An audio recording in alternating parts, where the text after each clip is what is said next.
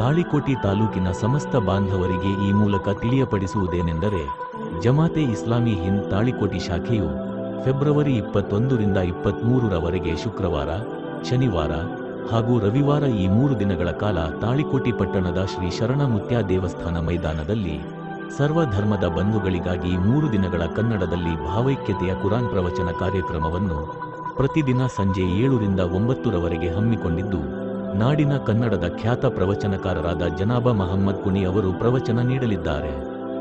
ಈ ಸೌಹಾರ್ದ ಪ್ರವಚನದ ವೇದಿಕೆಯ ಸಾನ್ನಿಧ್ಯವನ್ನು ಗೌರವಾನ್ವಿತ ಮಠಾಧೀಶರಾದ ಶ್ರೀ ಸಿದ್ಧಲಿಂಗ ಮಹಾಸ್ವಾಮಿಗಳು, ಕೊಡೆಕಲ್ಲದ ಶ್ರೀ ಶಿವಕುಮಾರ ಮಹಾಸ್ವಾಮಿಗಳು, ನಾವದಗಿಯ ರಾಜಗುರು ಶ್ರೀ ರಾಜೇಂದ್ರ ಒಡೆಯರ್ ಶಿವಾಚಾರ್ಯರು, ಚಬನೂರಿನ ಜ್ಯೋತಿಷ್ಯ ರತ್ನ ರಾಮಲಿಂಗಯ್ಯ ಶ್ರೀಗಳು, ಕುಂಟೋಜಿಯ ಶ್ರೀ ಡಾಕ್ಟರ್ ಚನ್ನವೀರ ಶಿವಾಚಾರ್ಯರು ಹಾಗೂ ಗುಂಡಕನಾಳದ ಶ್ರೀ ಗುರುಲಿಂಗ ಶಿವಾಚಾರ್ಯರು ವಹಿಸಲಿದ್ದಾರೆ.